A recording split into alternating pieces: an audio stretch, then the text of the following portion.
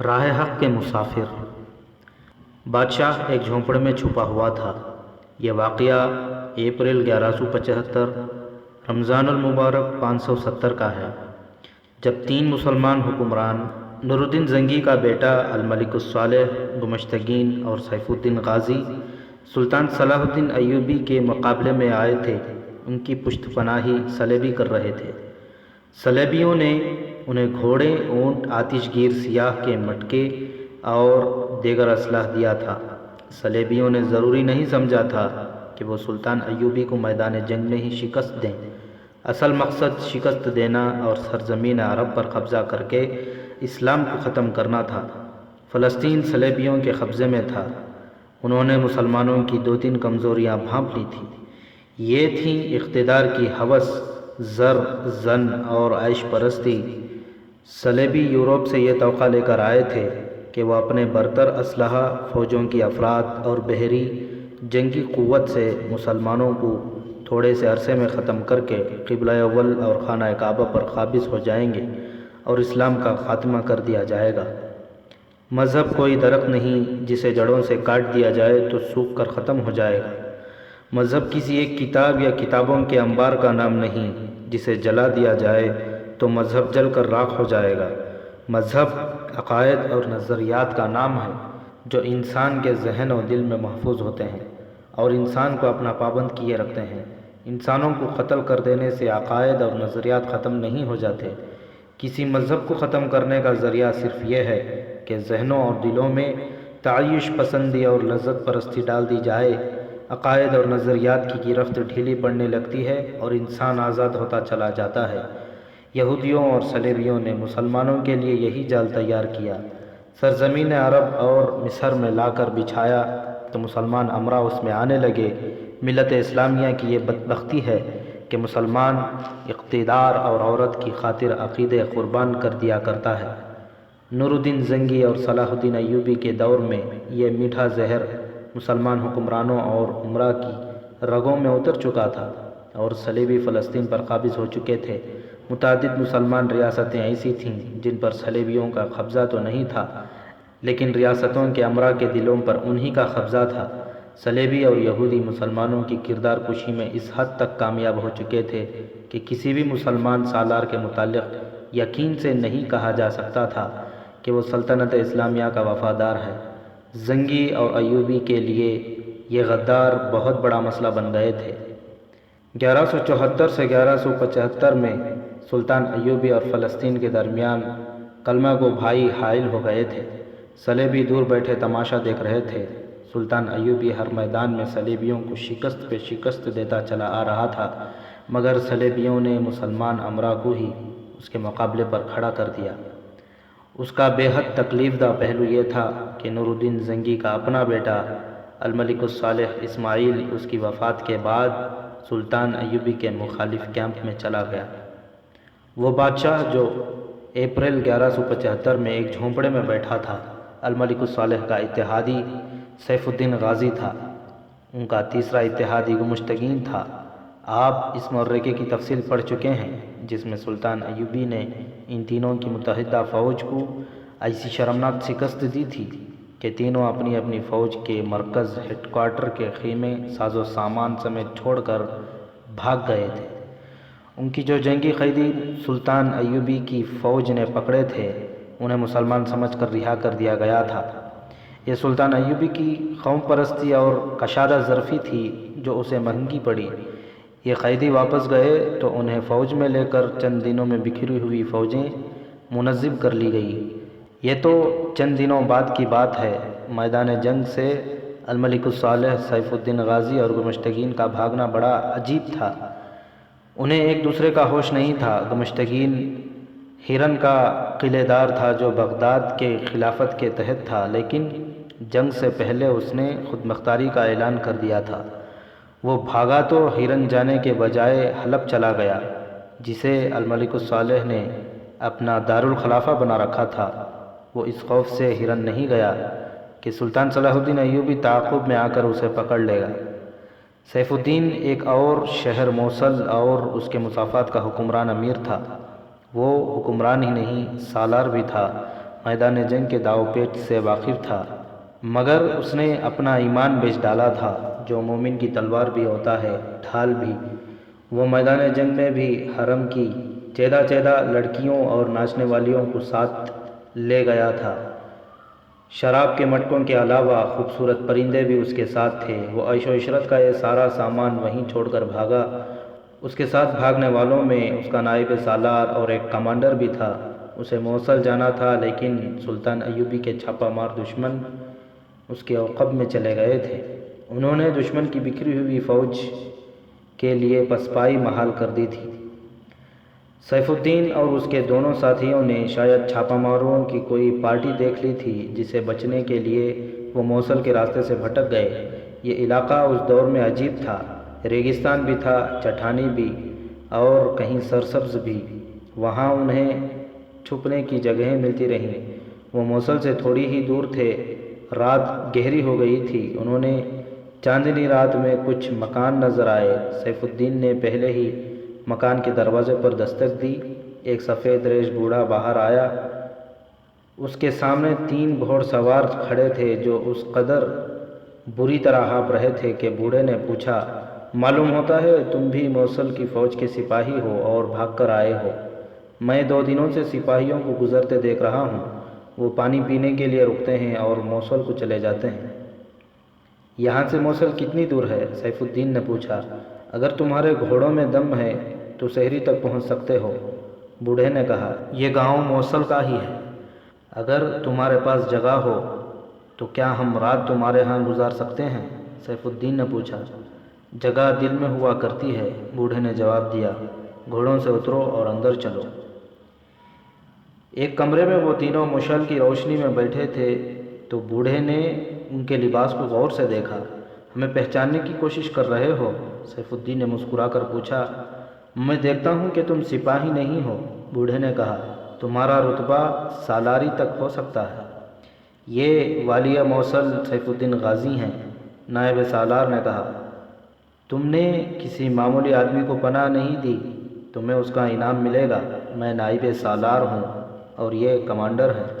ایک بات غور سے سن لو میرے بزرگ، سیف الدین نے کہا۔ ہو سکتا ہے ہمیں تمہارے گھر زیادہ دن رکنا پڑے۔ ہم دن کے وقت باہر نہیں نکلیں گے، کسی کو پتہ نہ چلے کہ ہم یہاں ہیں۔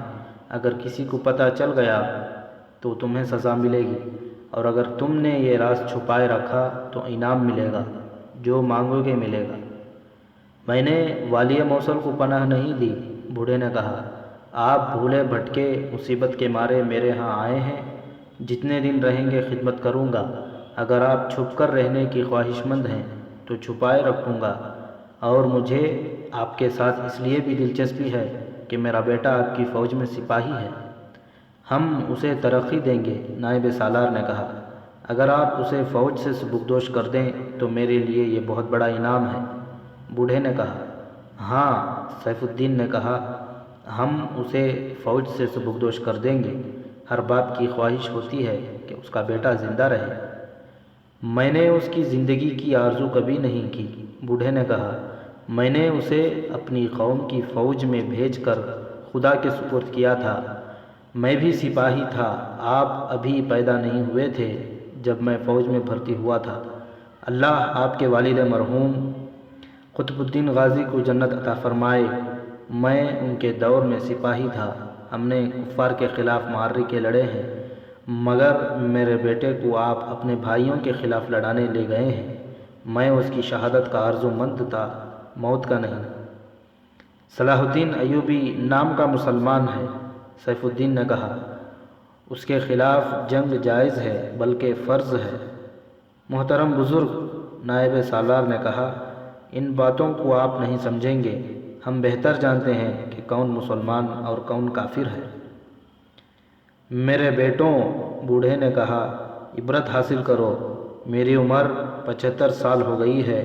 میرا باپ 90 برس کی عمر میں مرا تھا، اور اس کا باپ 50 برس کی عمر میں میدان جنگ میں شہید ہوا تھا۔ دادا نے اپنے وقتوں کے قصے کہانیاں میرے باپ کو سنائے تھے۔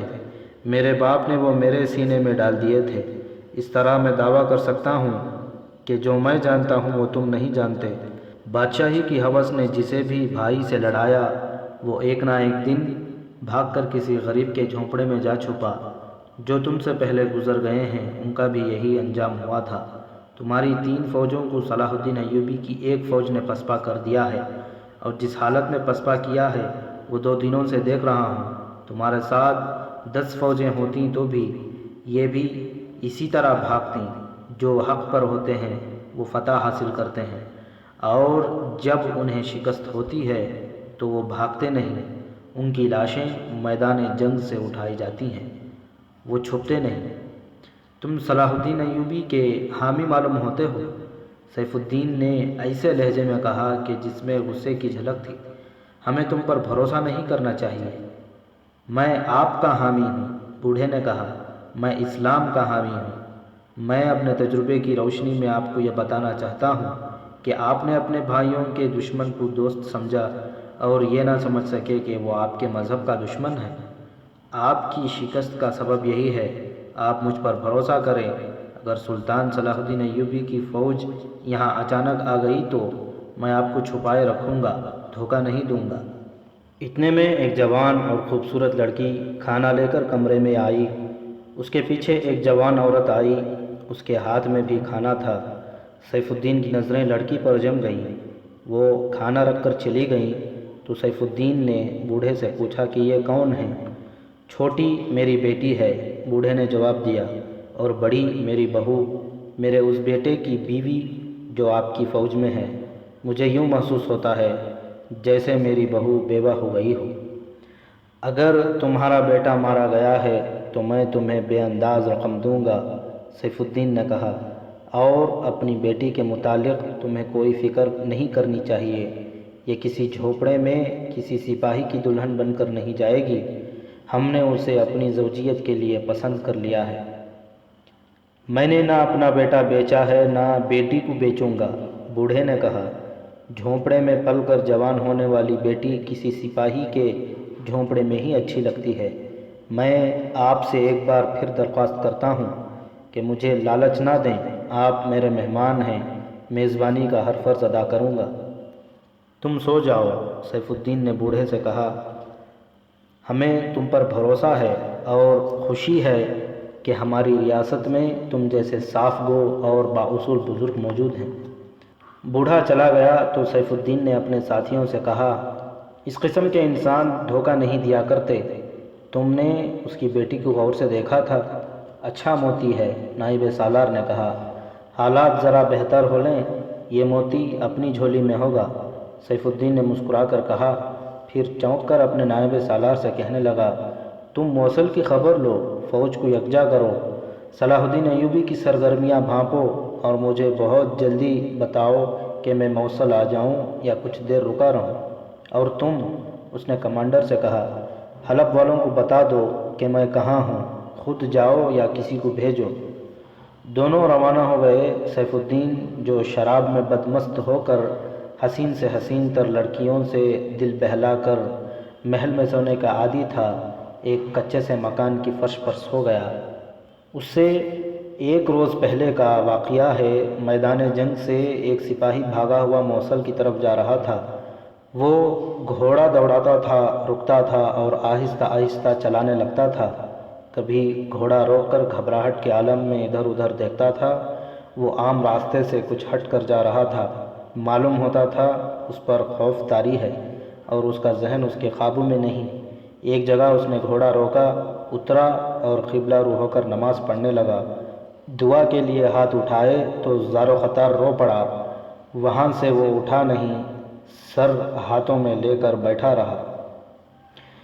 یہ فوجیں جب صلاح الدین ایوبی سے شکست کھا کر بکھری اور پسپا ہوئی تھیں، سلطان ایوبی کے کئی ایک جاسوس ان میں شامل ہو گئے تھے۔ یہ سلطان ایوبی کی انٹیلیجنس کا طریقہ تھا کہ جب دشمن پسپا ہوتا تھا تو کچھ جاسوس بھاگے ہوئے سپاہیوں یا جنگ کی ضد میں آئے ہوئے گاؤں کے مہاجروں کے بہروپ میں دشمن کے علاقے میں چلے جاتے اور دشمن کی تنظیم نو، عزائم اور دیگر کوائف دیکھ کر اطلاعیں فراہم کرتے تھے۔ دمشق سے جب الملک الصالح اپنی فوج کے ساتھ بھاگا تھا تو بھی جاسوسوں کی خاصی تعداد فوج اور بھاگے ہوئے شہریوں کے ساتھ چلی گئی تھی۔ جیسا کہ پہلے وضاحت میں بیان کیا جا چکا ہے کہ سلطان ایوبی آدھی جنگ جاسوسی کے نظام سے جیت لیا کرتا تھا۔ جاسوسی کے لیے جن آدمیوں کو منتخب کیا جاتا وہ غیر معمولی طور پر ذہین، ٹھنڈے مزاج والے، فیصلے کی اہلیت اور خود اعتمادی رکھنے والے، لڑاکے اور پھرتیلے ہوتے تھے۔ اپریل 1175 میں سلطان ایوبی نے اپنے مسلمان دشمنوں کی متحدہ فوج کو شکست دی تو اس کی انٹیلیجنس کے سربراہ حسن بن عبداللہ نے ان جاسوسوں کو جو اس کام کے لیے تربیت یافتہ تھے، دشمن کی بکھری ہوئی فوج میں شامل ہو کر حلب، موصل اور ہرن تک جانے اور دشمن کے آئندہ عزائم معلوم کرنے کو بھیج دیا۔ ان میں بعض دشمن کی فوج کے لباس میں تھے اور بعض دیہاتی لباس میں۔ ان کا جانا بہت ہی ضروری تھا کیونکہ یہ خطرہ ہر لمحہ موجود تھا کہ دشمن تنظیم نو ری پروگرامنگ کر کے جوابی حملہ کرے گا۔ سلطان ایوبی نے دشمن کو جو نقصان پہنچایا تھا اس سے اسے اندازہ تھا کہ دشمن ری پروگرامنگ میں خاصے دن صرف کرے گا۔ دشمن کی 3 فوجیں تھیں۔ سلطان ایوبی کو یہ بھی معلوم تھا کہ اس کے 3 دشمن دلی طور پر ایک دوسرے کے ساتھ نہیں، تینوں میں سے ہر ایک کی خواہش یہ تھی کہ سلطان ایوبی کو شکست دے کر سلطنت اسلامیہ کا مختار کل اور شہنشاہ بن جائے۔ وہ ایک دوسرے کے بھی خلاف تھے، مگر فی الحال صورت یہ تھی کہ وہ سلطان ایوبی کو اپنا مشترک دشمن مانتے تھے، اس لیے یہ امکان موجود تھا کہ وہ تینوں فوجوں کو ایک فوج کی صورت میں منظم کر لیں گے اور جوابی حملہ کریں گے۔ سلطان ایوبی یہ بھی جانتا تھا کہ عیاشوں کے دل دادا میدان جنگ میں نہیں ٹھہر سکتے، لیکن اسے یہ بھی معلوم تھا کہ اس کے دشمن کو صلیبیوں کی مدد اور پشت پناہی حاصل ہے اور ان کے پاس صلیبی مشیر بھی موجود ہیں۔ اس کے علاوہ مسلمان سالاروں میں سے 2-3 ایسے تھے جو قیادت کی اہلیت رکھتے تھے۔ ان میں مظفر الدین ابن زین الدین خاص طور پر قابل ذکر تھا۔ وہ سلطان ایوبی کی فوج میں سالار رہ چکا تھا، اس لیے سلطان ایوبی کے داؤ پیچ کو خوب سمجھتا تھا۔ صلیبی مشیروں اور مظفر الدین جیسے سالاروں نے سلطان ایوبی کو بہت چوکس کر دیا تھا۔ اسے جو عنصر زیادہ پریشان کر رہا تھا وہ اس کی اپنی فوج کی کیفیت تھی جو تسلی بخش کہلائی جا سکتی تھی، لیکن یہ خطرہ تھا کہ فوری طور پر دوسری جنگ نہیں لڑ سکے گا۔ جانی نقصان کم نہ تھا، دشمن کو شکست تو دیتی مگر کچھ قیمت بھی دینی پڑی تھی جو تھوڑی نہیں تھی۔ سلطان ایوبی کے لیے ایک مشکل یہ بھی تھی کہ وہ اپنے مستقر سے دور تھا۔ رسد اس کے ساتھ تھی لیکن طویل جنگ کے صورت میں رسد کی کیفیت مخدوش ہو سکتی تھی۔ اس نے قریبی آبادیوں سے بھرتی شروع کرا دی تھی۔ لوگ بھرتی ہو رہے تھے، ان میں سے زیادہ تر تیغ زنی، تیر اندازی اور گھوڑ سواری میں واقف تھے، لیکن فوج کی صورت میں لڑانے کے لیے ٹریننگ کی ضرورت تھی۔ ٹریننگ شروع کر دی گئی تھی اور اس کے ساتھ ہی سلطان ایوبی نے پیش قدمی جاری رکھی تاکہ کام کے علاقوں پر قبضہ کر لیا جائے۔ اسے بعض مقامات مزاحمت کے بغیر مل گئے اور وہ ایسی جگہ پہنچ گیا جہاں دور دور تک سبزہ ہی سبزہ تھا اور پانی کی افراد تھی۔ فوج اور جانور تھک کر چور ہو چکے تھے۔ جانوروں کی یہ حالت تھی کہ اتنا زیادہ سبزہ اور پانی دیکھ کر وہ بھول ہی گئے تھے کہ ان کا استعمال اور فرائض کیا ہیں۔ سلطان ایوبی نے وہیں خیمہ زن ہونے کا حکم دے دیا۔ دیکھ بھال کے دستے موزون جگہوں پر بھیج دیے۔ جاسوس پہلے ہی چلے گئے تھے، اسے حکم دینے کی ضرورت نہیں پڑتی تھی۔ یہ نظام ایک مشین کی طرح از خود چلتا تھا۔ یہ مقام جہاں سلطان ایوبی نے قیام کیا تھا ترکمان کے نام سے مشہور تھی۔ اس کا پورا نام حباب الترکمان، ترکمان کا کنواں تھا۔ بھرتی اور تیز کر دو، سلطان ایوبی نے اپنی مرکزی کمان کی پہلی کانفرنس میں کہا۔ اجتماعی طور پر لڑنے کی تربیت اور زیادہ تیز کر دو۔ خدا نے تم پر کرم کیا ہے، تمہیں بڑا ہی احمق دشمن دیا ہے۔ اگر ان لوگوں میں کچھ سوجھ بوجھ ہوتی تو یہ پسپا ہو کر اس جگہ اکٹھے ہو جاتے۔ جنگی جانوروں اور سپاہیوں کے لیے یہ مقام جنت سے کم نہیں۔ یہاں تمہارے جانور اتنا چارہ کھا لیں گے کہ 10 روز بغیر چارے کے لڑ سکیں گے۔ میرے دوستوں، دشمن کو حقیر نہ سمجھو، فوج کو آرام دو، لیکن تیاری کی حالت میں رہنا۔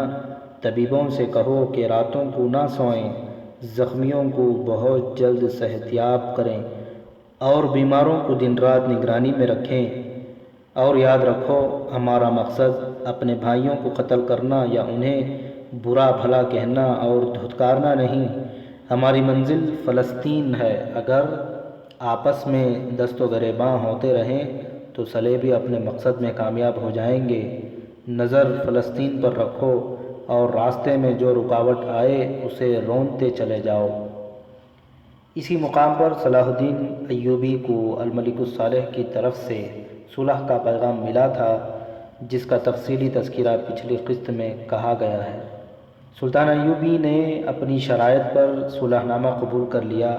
اس سے اسے یہ اطمینان ہو گیا کہ اس کے دشمن نے ہتھیار ڈال دیے۔ سلطان ایوبی نے یہ ثابت کرنے کے لیے کہ وہ اپنے بھائیوں کو دشمن نہیں سمجھتا، عالی ظرفی کا یہ مظاہرہ کیا تھا کہ اس نے دشمن کے جو جنگی قیدی پکڑے تھے انہیں مختصر سا واز دے کر رہا کر دیا تھا۔ الملک الصالح کے صلح نامے پر اپنی مہر ثبت کرنے سے پہلے بھی اس نے کوئی کڑی شرط نہ رکھی، کیونکہ وہ اپنے مسلمان بھائیوں کو ذہن نشین کرانا چاہتا تھا کہ تمہارا دشمن میں نہیں ہوں، صلیبی ہیں۔ اس پیغام نے اسے جو اطمینان دیا تھا وہ 3-4 دنوں سے زیادہ نہ رہا، کیونکہ اسے الملک الصالح کا ایک اور پیغام ملا۔ اس نے کھول کر دیکھا تو یہ اس کے نام نہیں بلکہ سیف الدین غازی کے نام تھا، جو غلطی سے قاصد سلطان ایوبی کے پاس لے کر آیا تھا۔ پچھلی قسط میں اس پیغام کا تفصیلی ذکر کیا گیا ہے۔ اس پیغام سے یہ ظاہر ہوا کہ سیف الدین غازی سلطان ایوبی کے دشمن نمبر 2 نے الملک الصالح کو لکھا تھا کہ اس نے سلطان ایوبی کے ساتھ صلح کر کے غلطی کی ہے اور اپنی اتحادیوں کو دھوکہ دیا ہے۔ سیف الدین نے اس کے پیغام کے جواب میں الملک الصالح نے اسے لکھا تھا کہ تم لوگ بے فکر رہو، میں نے صلاح الدین ایوبی کو صلح کا دھوکہ دیا ہے تاکہ وہ اس حالت میں ہم پر نہ آ دھمکے جبکہ ہماری فوجیں فوری طور پر مقابلے کے لیے تیار نہیں۔ میں جانتا ہوں کہ صلاح الدین ایوبی کی نظر حلب پر ہے، اس کی فوج بھی ابھی حملے کے لیے تیار نہیں۔ میں نے وقت حاصل کرنے کے لیے اسے صلح کا جھانسا دیا ہے۔ تم لوگ اپنی اپنی فوج کو منظم کرو۔ صلیبی مشیر میری فوج کو تیزی سے منظم اور تیار کر رہے ہیں۔ تم مجھ سے اتفاق کرو گے کہ ہم ابھی لڑنے کے قابل نہیں۔ اس سے پہلے بتایا جا چکا ہے کہ الملک الصالح نور الدین زنگی کا بیٹا تھا، جس کی عمر صرف 13 سال تھی۔ نور الدین زنگی فوت ہو گیا تو انتظامیہ اور فوج کے مفاد پرست حکام نے الملک الصالح کو نور الدین زنگی کا جانشین بنا کر اسے سلطان کا خطاب دے دیا، پھر اسے اپنے ہاتھوں میں کٹ پتلی بنا لیا۔ سلطنت اسلامیہ بکھرنے لگی۔ سلطان ایوبی مصر سے دمشق گیا۔ الملک الصالح اور اس کے حواری دمشق کی فوج کے کچھ حصے اس کے ساتھ بھاگ کر حلب چلے گئے اور اس شہر کو دارالسلطنت بنا لیا۔ ملک الصالح کو حواری استعمال کر رہے تھے۔ سلطان ایوبی کو صلح کا دھوکہ انہی لوگوں نے صلیبی مشیروں کے مشورے سے دیا تھا، مگر پیغام سیف الدین کے پاس جانے کے بجائے سلطان ایوبی کے ہاتھ آ گیا۔ یہ اس دور کی تاریخ کا ایک مشہور واقعہ ہے۔ بعض مورخین نے لکھا ہے کہ قاصد یہ پیغام غلطی سے صلاح الدین ایوبی کے پاس لے گیا تھا، لیکن مسلمان مورخین نے، جن میں سراج الدین قابل ذکر ہے، دعووں سے لکھا ہے کہ قاصد سلطان صلاح الدین ایوبی کا جاسوس تھا۔ سلطان ایوبی کو اس پیغام نے پریشان کر دیا، لیکن اس کی پریشانی سے متاثر ہو کر فوری طور پر کوچ اور حملے کا حکم نہ دیا۔ دشمن کی طرح اسے بھی اپنی فوج کی کیفیت کو بہتر بنانے کی ضرورت تھی۔ اس کے پیش نظر سب سے پہلے اہم پہلو یہ تھا کہ اس کا دشمن اپنے مستقر کے قریب تھا اور وہ خود مستقر سے بہت دور۔ رسد کا راستہ طویل اور غیر محفوظ ہو گیا تھا۔ اس کے علاوہ وہ اندھا دھند پیش قدمی کا قائل نہیں تھا۔ جاسوسوں کی مستند رپورٹوں کے بغیر وہ آگے نہیں بڑھتا تھا، اس کے بجائے وہ دشمن کو آگے آنے کی مہلت دیتا تھا۔ چنانچہ اس نے حسن بن عبداللہ سے کہا کہ وہ کچھ اور جاسوس دشمن کے علاقے میں بھیج دے جو بہت جلدی معلومات حاصل کر کے بھیجیں۔ اس کے علاوہ اس نے کچھ اور ضروری انتظامات کیے۔ اس نے اپنی مرکزی کمان سے کہا کہ وہ حملہ نہیں کرے گا بلکہ دشمن کو حملے کی مہلت دے گا تاکہ وہ اپنے اڈے سے دور نکل آئیں۔ ان ہدایات کے بعد وہ دور دور کی زمین کا جائزہ لینے لگا جہاں اس نے دشمن کو لڑانا تھا۔ ذکر اس سپاہی کا ہو رہا تھا جو میدان جنگ سے بھاگ کر موصل کی سمت جا رہا تھا۔ وہ موصل یعنی سیف الدین غازی کی فوج کا سپاہی تھا۔ اس فوج کا بہت سارا حصہ تو اجتماعی طور پر پسپا ہوا تھا۔ جو سپاہی چھوٹی چھوٹی ٹولیوں میں تھے وہ بکھر کر اکیلے اکیلے بھاگے تھے۔ یہ سپاہی اکیلے بھاگنے والوں میں سے تھے۔ وہ پریشانی کے عالم میں تھا۔ اس نے ایک جگہ گھوڑا روکا، نماز پڑھی اور دعا کرتے رو پڑا۔ پھر وہ اٹھا نہیں، سر ہاتھوں میں لے کر بیٹھا رہا۔ ایک گھوڑ سوار اس کے قریب جا رکا۔ سپاہی عالم خیال میں ایسا محو تھا کہ گھوڑے کے قدموں کی آہٹ بھی اسے بیدار نہ کر سکی۔ سوار گھوڑے سے اترا اور سپاہی کے کندھے پر ہاتھ رکھا۔ تب اس نے بدک کر اوپر دیکھا۔ یہ تو میں بتا سکتا ہوں کہ تم میدان جنگ سے پسپا ہو کر آئے ہو۔ سوار نے اس کے پاس بیٹھے ہوئے کہا، لیکن تم اس طرح کیوں بیٹھے ہو؟ اگر زخمی ہو تو میں کچھ مدد کروں؟ میرے جسم پر کوئی زخم نہیں، سپاہی نے جواب دیا اور دل پر ہاتھ رکھ کر کہا، میرے دل میں گہرا زخم آیا ہے۔ یہ گھوڑ سوار جو اس کے پاس آ بیٹھا تھا سلطان ایوبی کے ان جاسوسوں میں سے تھا جنہیں دشمن کی پسپائی سے فائدہ اٹھاتے ہوئے دشمن کے علاقے میں جانے کو بھیجا گیا تھا۔ اس کا نام داؤد تھا۔ ٹریننگ کے مطابق وہ اس سپاہی کا غور سے جائزہ لے رہا تھا۔ اسے وہ استعمال کر سکتا تھا۔ اپنی ذہانت سے وہ سمجھ گیا کہ یہ سپاہی جذباتی لحاظ سے اکھڑا ہوا ہے اور یہ شکست کی دہشت کا اثر ہے۔ اس نے سپاہی کے ساتھ ایسی باتیں کی کہ سپاہی کے دل میں جو غبار تھا وہ باہر آ گیا۔ سپاہ گیری میرا خاندانی پیشہ ہے، سپاہی نے کہا۔ میرا باپ سپاہی تھا، دادا بھی سپاہی تھا۔ سپاہ گیری ہمارا ذریعہ معاش بھی ہے اور ہماری روح کی غذا بھی۔ میں اللہ کا سپاہی ہوں، اپنے مذہب اور اپنی قوم کے لیے لڑتا ہوں۔ مجھے معلوم تھا کہ صلیبی ہمارے مذہب کے بدترین دشمن ہیں، اور مجھے یہ بھی معلوم ہے کہ ہمارا قبلہ اول صلیبیوں کے قبضے میں ہے۔ میرے باپ نے مجھے دوستی اور دشمنی کی تاریخ زبانی سنائی تھی۔ میں اسلامی جذبے سے فوج میں شامل ہوا تھا۔ تھوڑا عرصہ گزرا، ہمیں بتایا جانے لگا کہ صلاح الدین ایوبی صلیبیوں کا دوست ہے اور بدکار آدمی ہے۔ اس سے پہلے ہم سنتے تھے کہ صلاح الدین ایوبی صلیبیوں کے خلاف لڑ رہا ہے اور صلیبی اس سے ڈرتے ہیں اور وہ صلیبیوں سے قبلہ اول آزاد کرائے گا۔ ہماری فوج کے امام نے بھی ہمیں صلاح الدین ایوبی کے خلاف بہت بری بری باتیں بتائیں۔ ہم اپنی ریاست کے والی سیف الدین غازی کو سچا سمجھتے رہے۔ ایک روز ہماری فوج کو کوچ کا حکم ملا۔ ہم ادھر آئے تو جنگ ہوئی۔ جنگ کے دوران ہمیں پتہ چلا کہ ہم مسلمان فوج کے خلاف لڑ رہے ہیں۔ یہ صلاح الدین ایوبی کی فوج تھی۔ اس فوج کے سپاہی نعرے لگا رہے تھے، حق کے خلاف نہ لڑو مسلمانوں، تمہارے دشمن صلیبی ہیں، ہم نہیں۔ ہمارا ساتھ دو، قبلہ اول کو آزاد کراؤ، عیاش حکمرانوں کے لیے نہ لڑو۔ میں نے اس فوج کے جھنڈے دیکھے جن پر کلمہ طیبہ لکھا ہوا تھا۔ میرے دوست، میں نے ان سپاہیوں کو جس طرح لڑتے دیکھا اس سے صاف پتہ چلتا تھا کہ اللہ ان کے ساتھ ہے، ہمارے ساتھ نہیں۔ ہمیں کچھ پتہ نہیں چلتا تھا کہ تیر کدھر سے آ رہے ہیں اور شعلے کہاں سے اٹھ رہے ہیں۔ ایک جگہ چٹان پھٹی ہوئی تھی۔ میرے دل پر موت کا نہیں خدا کا خوف ایسا طاری ہوا کہ میرے بازوؤں میں طاقت نہ رہی کہ تلوار کا وزن اٹھا سکتے، گھوڑے کی باگیں کھینچنے کی ہمت نہ رہی۔ میں نے گھوڑا پھٹی ہوئی چٹان کے اندر کر لیا۔ میں بزدل نہیں ہوں مگر میرا سارا جسم کانپ رہا تھا۔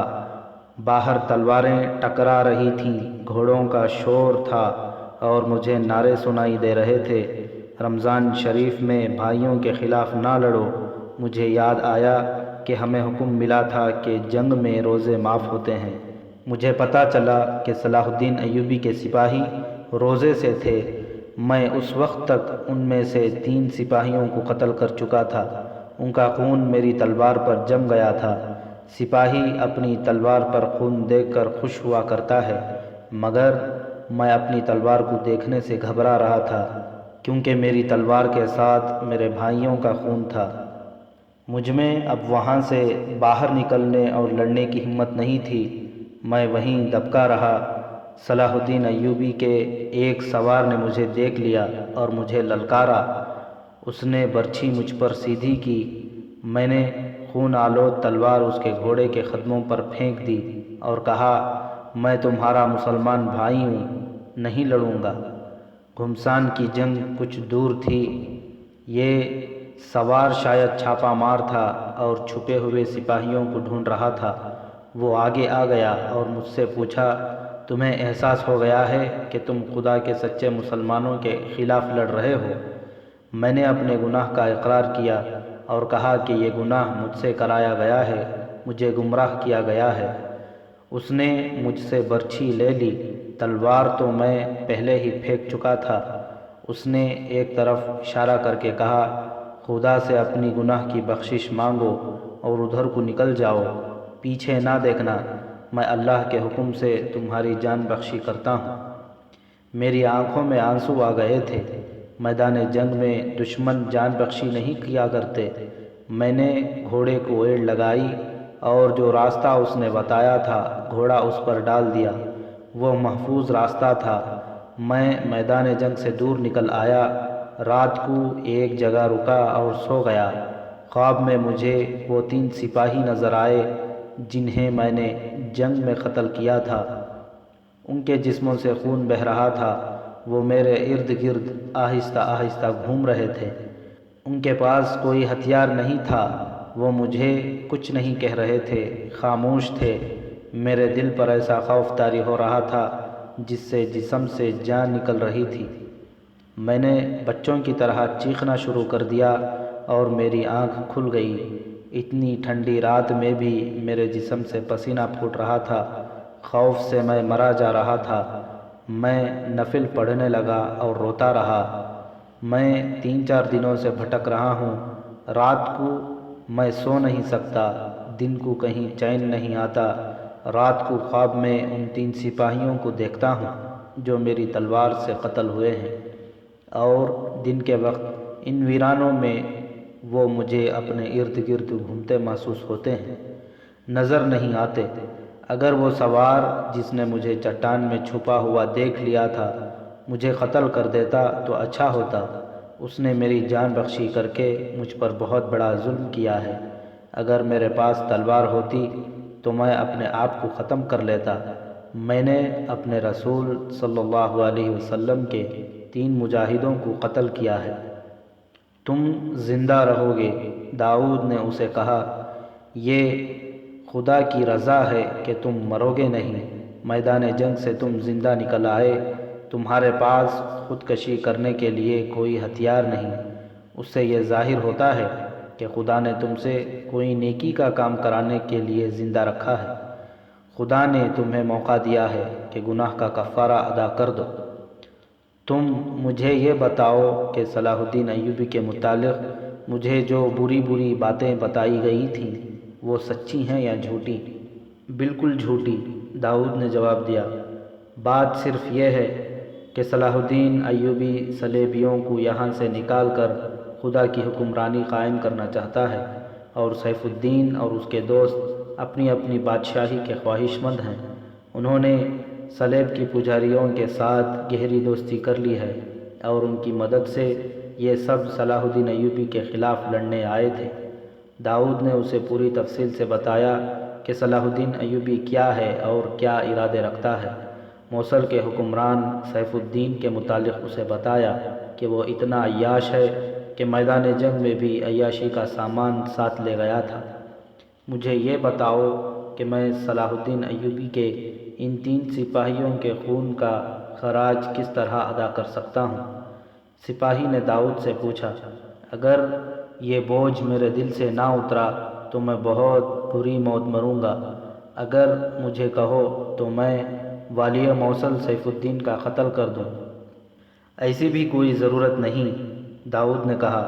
تم پسند کرو گے کہ میں تمہارے ساتھ چلوں؟ تم کون ہو؟ سپاہی نے پوچھا۔ میں نے یہ تو تم سے پوچھا ہی نہیں کہ تمہارا نام کیا ہے اور تم کہاں سے آئے ہو، کہاں جا رہے ہو؟ میرا نام حارث ہے، میں موصل جا رہا ہوں۔ داؤد نے جھوٹ بولا، وہیں کا رہنے والا ہوں، جنگ کی وجہ سے میں راستے سے دور جا رہا ہوں۔ اگر تمہارا گاؤں راستے میں پڑتا ہے تو وہاں رکوں گا۔ میرا گاؤں دور نہیں، سپاہی حارث نے کہا۔ تم میرے گھر نہیں رکو گے تو زبردستی روکوں گا۔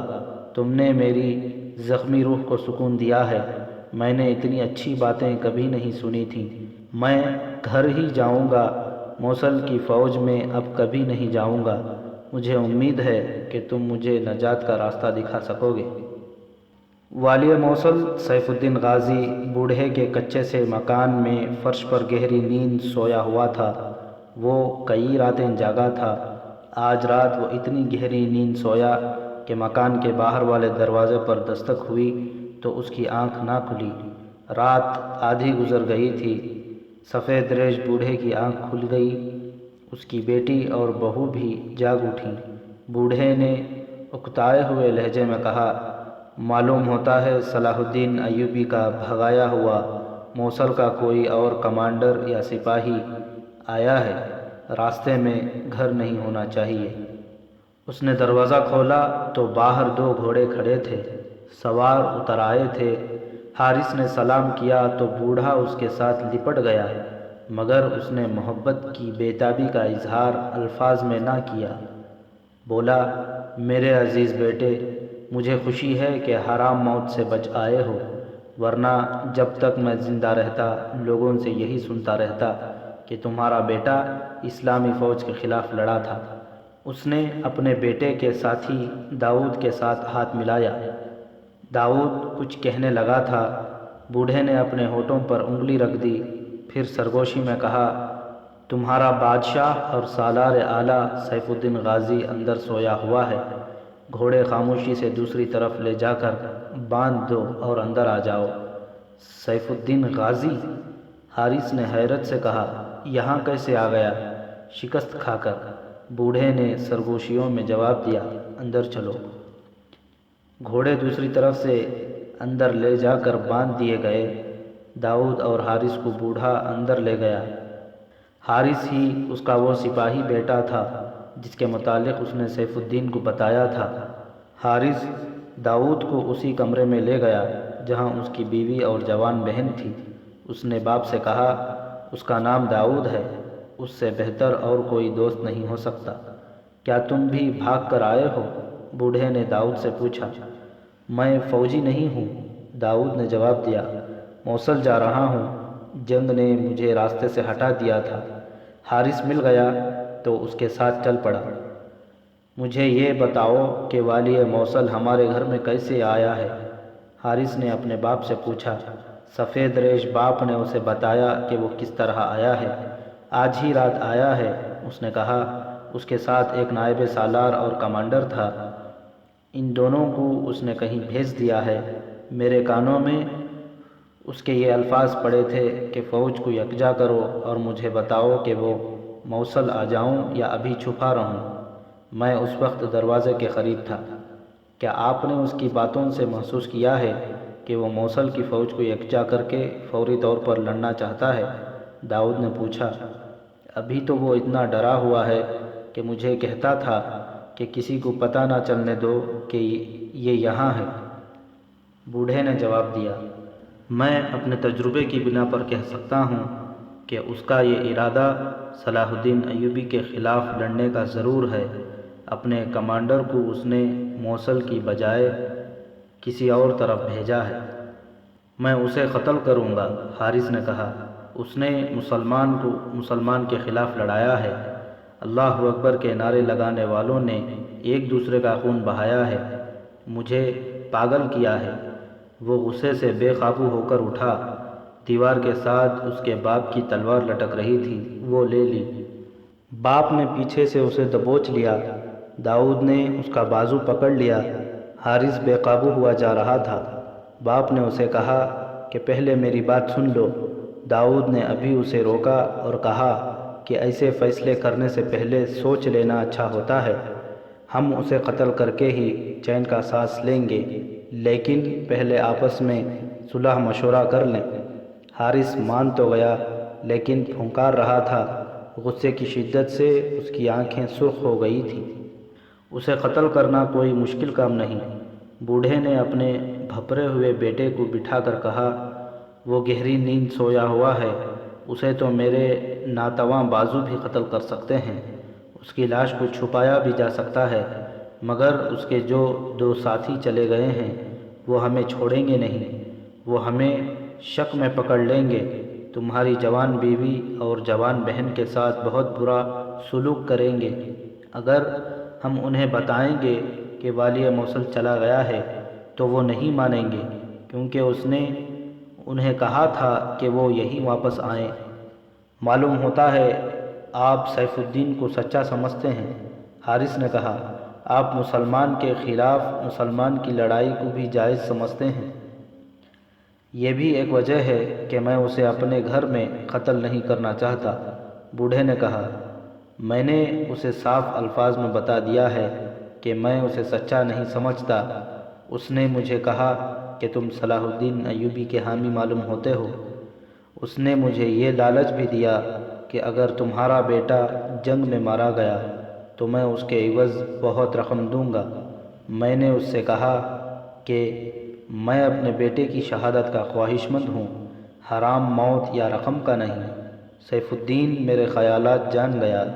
اگر ہم نے اسے قتل کر کے لاش غائب کر دی تو اس کا نائب سالار فوراً مجھے پکڑے گا اور کہے گا کہ تم صلاح الدین ایوبی کے حامی ہو، اس لیے تم نے والی موصل کو قتل کر دیا ہے۔ داؤد بھائی، حارث نے داؤد سے پوچھا، تم بتاؤ میں کیا کروں؟ تم نے میری جذباتی حالت دیکھی تھی۔ تم نے کہا تھا کہ خدا نے مجھے گناہ کا کفارہ ادا کرنے کے لیے زندہ رکھا ہے۔ اس سے بڑھ کر نیکی کا اور کیا کام ہو سکتا ہے کہ اس حکمران کو ختم کر دوں جس نے ہزاروں مسلمانوں کو مسلمانوں کے ہاتھوں قتل کرایا ہے۔ تم دانشمند انسان ہو۔ اس ایک آدمی کو قتل کرنے سے کچھ حاصل نہ ہوگا، داؤد نے کہا۔ اس کے دوست بھی ہیں جو حلب میں ہیں اور ہرن میں بھی، ان کے بہت سے سالار ہیں اور ان کی 3 فوجیں ہیں۔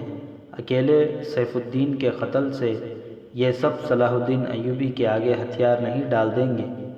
ہتھیار ڈلوانے کا طریقہ اور ہوتا ہے۔ اس کے لیے یہ ضروری ہے کہ ان سب کو میدان جنگ میں ایسا بے بس کر دیا جائے کہ ہتھیار ڈال دیں اور صلاح الدین ایوبی کی شرائط ماننے پر مجبور ہو جائیں۔ یہ کام صلاح الدین ایوبی کے سوا اور کون کر سکتا ہے؟ حارث نے کہا، میرے سینے میں جو آگ بھڑک رہی ہے وہ کس طرح سرد ہوگی؟ مجھے خدا 3 مجاہدین اسلام کا خون کیوں کر بخشے گا؟ داؤد بہت خوش تھا کہ اسے والی موصل یہیں مل گیا ہے۔ وہ حارث اور اس کے باپ کو یہ بتانے سے جھجک رہا تھا کہ وہ جاسوس ہے۔ جاسوس کو جذبات میں آ کر اپنا پردہ نہیں اٹھانا چاہیے، مگر پردہ اپنے اوپر ڈالے رکھنے سے وہ کچھ بھی نہیں کر سکتا تھا۔ اس نے تو یہ سوچ لیا تھا کہ سیف الدین جہاں بھی جائے گا وہ اس کا تعاقب کرے گا اور اس کی سرگرمیوں کو غور سے دیکھے گا، لیکن اتنے دن حارث کے گھر میں ٹھہرنا مشکل نظر آ رہا تھا۔ اسے باپ بیٹے کے تعاون کی ضرورت تھی۔ یہ فیصلہ کرنے کے لیے کہ وہ اعتماد میں لے یا نہ لے، اس نے ان کے ساتھ اپنے انداز سے باتیں شروع کر دیں۔ اس نے دیکھا کہ حارث تو سیف الدین کو قتل کرنے پر تلا ہی ہوا ہے۔ اس کا باپ بھی صلاح الدین ایوبی کے اس دشمن کا نام حقارت سے لیتا ہے۔ اگر میں آپ کو ایسا طریقہ بتاؤں جس سے سیف الدین آئندہ اٹھنے کے قابل نہ رہے تو کیا آپ میرا ساتھ دیں گے؟ داؤد نے اس سے پوچھا، میرے بیٹے کی طرح تم جذبات سے نہیں سوچ رہے تو میں تمہارا ساتھ دوں گا، بوڑھے نے کہا، اور میں قتل سے ہٹ کر کچھ اور نہیں سنوں گا۔ حارث نے کہا، اگر تم اپنی عقل اور اپنے جذبات کی لگام میرے ہاتھ میں دے دو تو تمہارے ہاتھوں ایسا کام کراؤں جو تمہاری روح کو سکون اور چین سے مالا مال کر دے۔ داؤد نے دونوں کو بڑی غور سے دیکھا۔ حارث کی بیوی اور بہن ذرا الگ ہٹ کر بیٹھی سن رہی تھی۔ داؤد نے انہیں بھی غور سے دیکھا اور کہا، مجھے قرآن دو۔ حارث کی بہن نے اٹھ کر قرآن اٹھایا، آنکھوں سے لگایا، چوما اور داؤد کو دے دیا۔ داؤد نے بھی قرآن کو آنکھوں سے لگایا، چوما اور قرآن کھولا۔ اس نے ایک جگہ انگلی رکھی اور پڑھا،